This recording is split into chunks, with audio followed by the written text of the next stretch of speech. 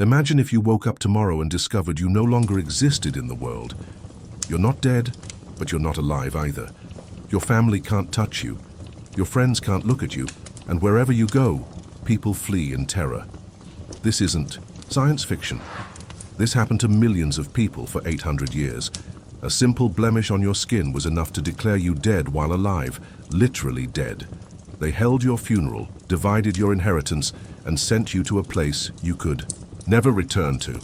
And the scariest part, society thought they were doing the right thing, that it was God's will that you deserved it.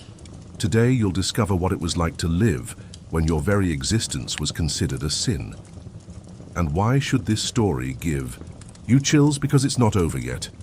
Stay until the end and understand how fear can turn human beings into monsters, and how this still happens today, just in different ways. Do you want to know exactly how you were killed while alive? What I'm about to tell you now is worse than any horror movie, because it was real and because it could happen to anyone. You're working in the fields as you've done your entire life. Your wife is pregnant with their third child. Your parents rely on you to support them.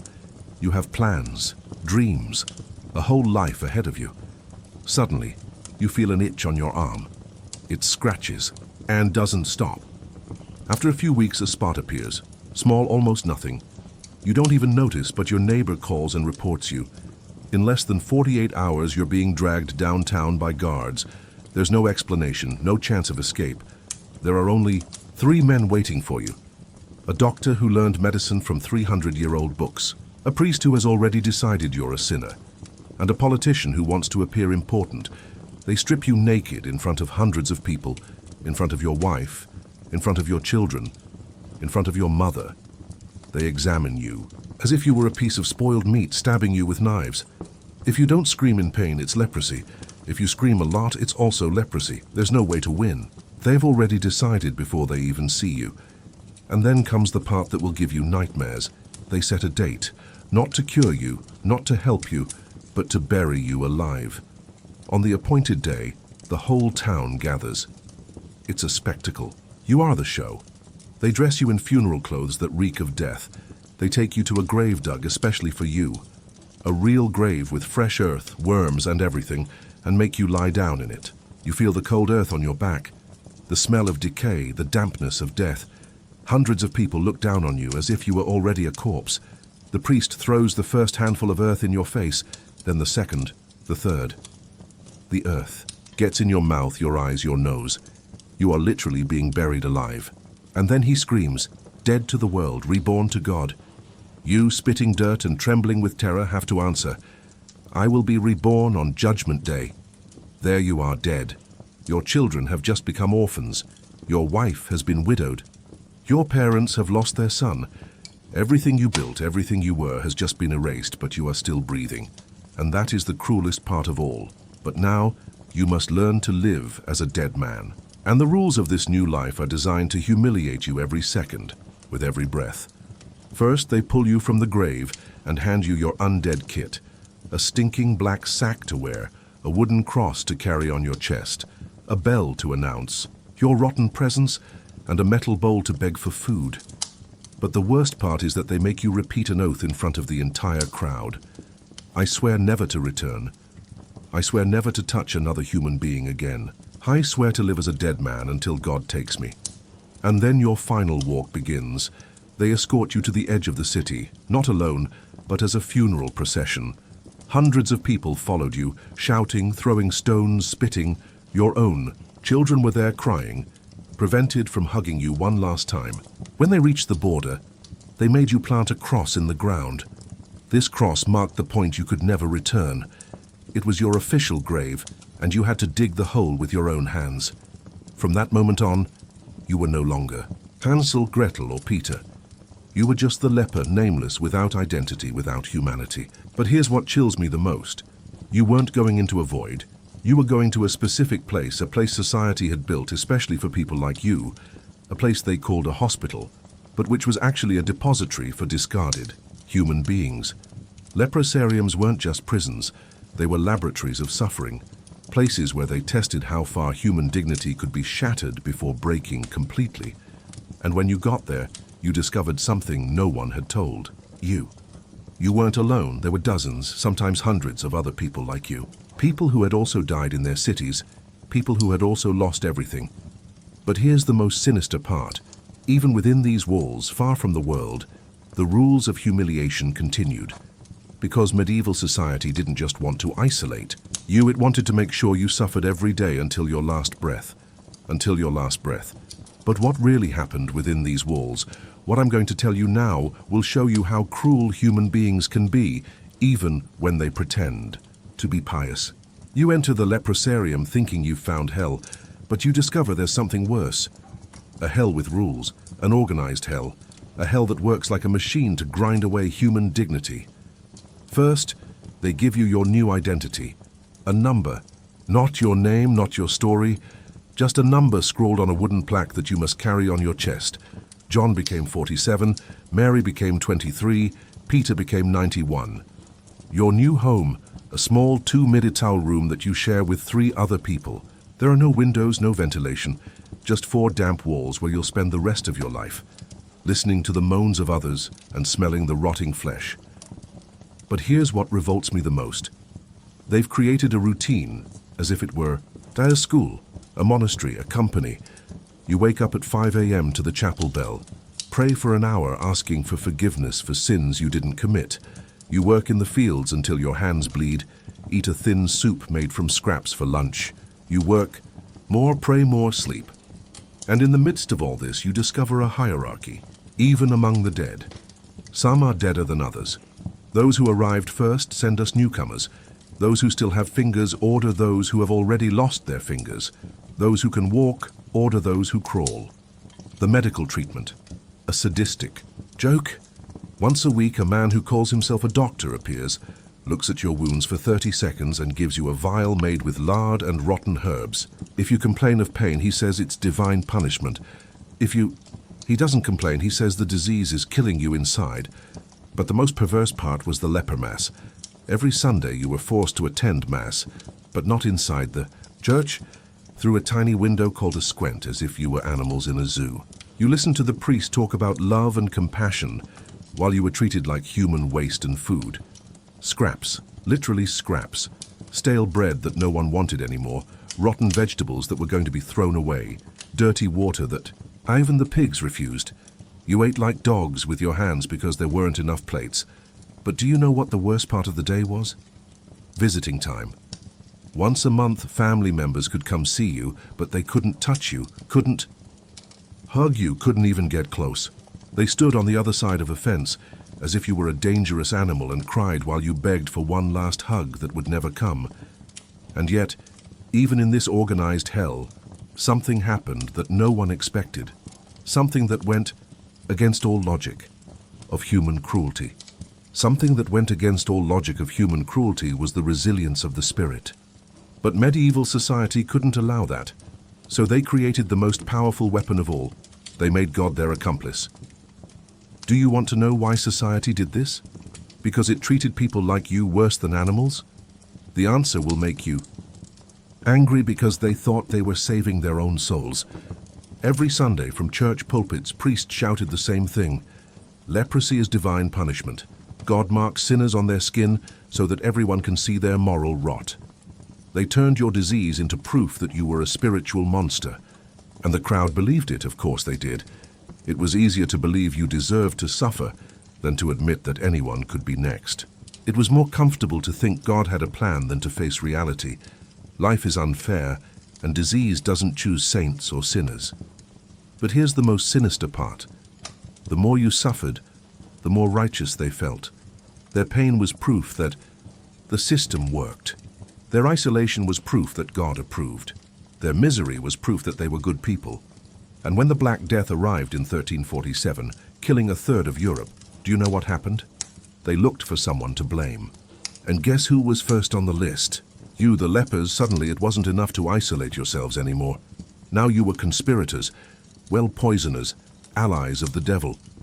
In 1321 in France, they began burning lepers alive in public squares. Entire crowds gathered to watch. People like you being tortured to death. And do you know what's most revolting? They prayed as they did it. They sang hymns as their flesh burned. They thanked God for allowing them to cleanse the world of his evil presence. The church not only allowed this, it encouraged it. They created laws saying that lepers couldn't be buried in consecrated ground, that they couldn't inherit anything, that they couldn't marry, that they couldn't have children, that they couldn't even die with dignity. You were officially less than human, less than an animal, because even animals had the right to a decent burial. And the scariest thing is, they documented everything. They wrote manuals on how to identify lepers. They created detailed laws on how you should be treated. They made it a science, a religion, a holy crusade against difference. But if you think this was just a Middle Ages thing, that humanity evolved, that it learned its lesson, prepare to discover that you are very, very wrong. Very, very wrong. Because if you think humanity learned anything from the Middle Ages, what I'm about to tell you now will prove to you that we actually got worse. The 19th century, the age of science and progress, they discovered that leprosy was caused by a bacteria, not by sin. Finally, reason won out over superstition, right? Wrong. They took this scientific discovery and used it to justify even greater cruelty. If before you were isolated in leprosariums near cities, now you would be banished to islands. Islands in the middle of the ocean, islands where no one could ever escape, islands where you would die completely forgotten by the world. Molokai, Hawaii, 1866. Imagine the scene. You're living your normal life when armed men invade your home. There's no trial, no ritual, just a medical diagnosis and a one-way ticket to hell. They throw you on a boat. The journey takes days. You don't know where you're going. You don't know if you'll return. You don't even know if you'll survive. And when they finally arrive, they push you into the water and say, swim to shore or drown, we don't care. On the beach, hundreds of people like you, abandoned, without food, without shelter, without hope. The American government said, it's on nature's problem now. If you survive, you survive. If you die, even better. And you know what's most disgusting? They called it humane treatment, because at least you weren't burned alive like in the Middle Ages. What progress, right? But wait, because the story gets worse. Japan, 20th century, 1907 to 1996. Almost 90 years of official government policy. Every leper must be removed from society forever. It didn't matter if you were cured. It didn't matter if you were never contagious. It didn't matter if it was a medical error. Once diagnosed, you disappeared. Literally disappeared. Your family received a false death certificate. Your name was removed from official records. You became a non-person. And here's the part that will keep you up at night. This happened until 1996. 1996, when you were already alive, when your parents were already alive, when the world already had internet, television, human rights. Children born in Japanese leper colonies were immediately sterilized. They couldn't have children. They couldn't continue the infected race. Entire families were separated forever. Husbands and wives were forbidden to see each other. Parents never saw their children again. And in India, even today, in 2024, there are more than 750 leper colonies. People cured decades ago continue to live in isolation because their families won't accept them back. Because society doesn't forgive. Because stigma is stronger than science. Brazil, South Africa, the Philippines, they all did the same thing. They all used modern science to justify medieval barbarity. They all proved that technology doesn't cure human cruelty, it just makes it more efficient. But in the midst of all this darkness, all this systematic inhumanity, something happened that no one expected.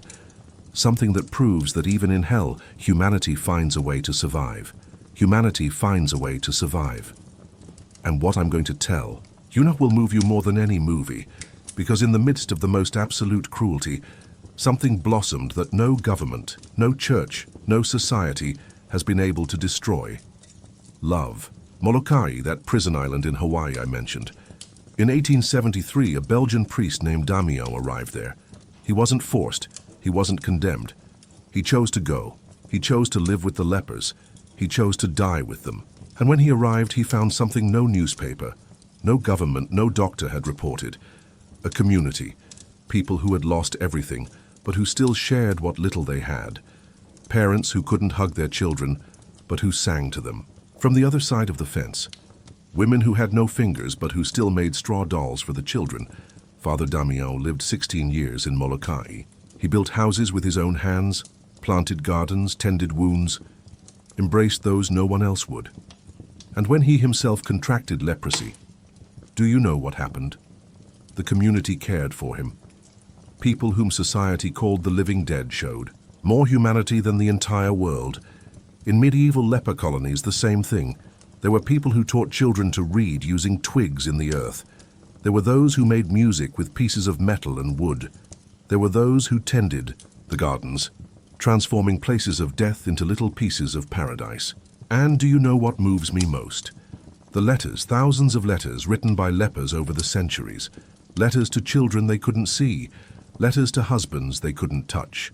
Letters to parents they couldn't hug. A 1456 letter written by a woman named Agnes read, "My dear son, I know I can't give you what other mothers give. I can't hold you, I can't kiss you, I can't protect you, but I can love you and that no one can take from me." In 20th century Japanese leprosariums, couples separated by the government wrote secret letters for 50 years.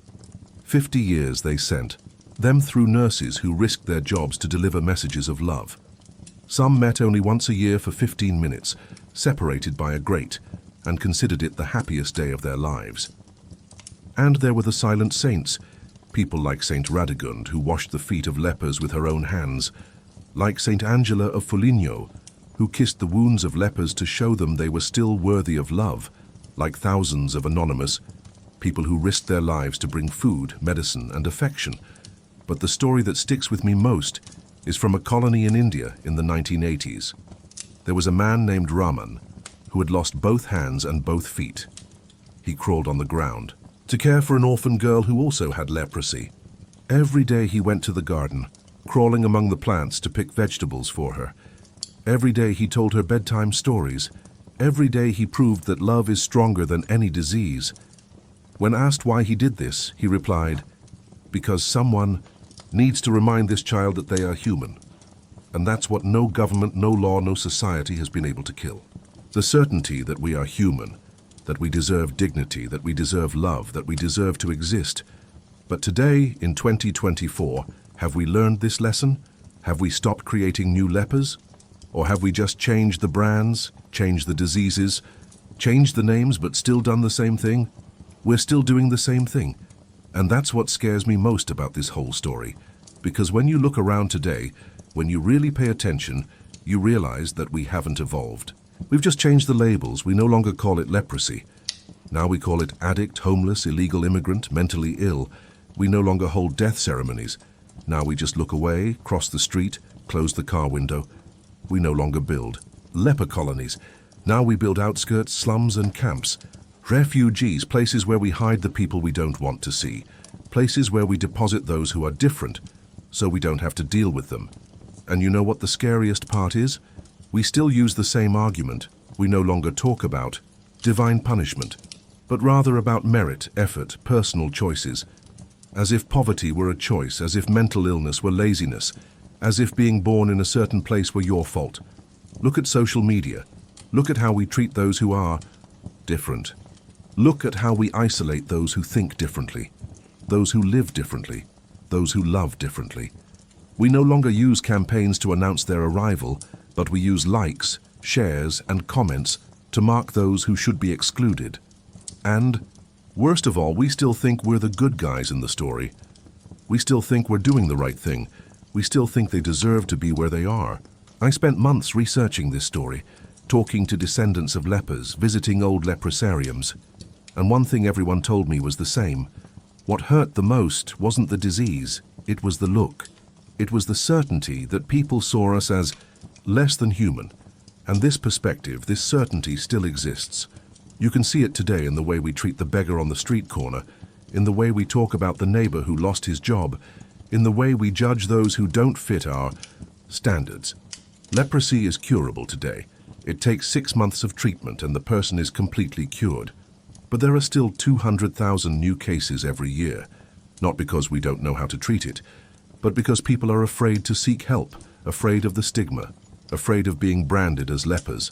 In India, Brazil, and Indonesia, there are still thousands of people cured decades ago who live isolated because their families won't accept them back, because society doesn't forgive, because fear is stronger than science. This makes me wonder, how many modern lepers do we create every day? How many people do we isolate, marginalize, dehumanize? How often are we the medieval courts that decide who deserves to exist and who doesn't? The burning question is, if tomorrow you were diagnosed with something that society considers you impure, dangerous, undesirable, how would you like to be treated?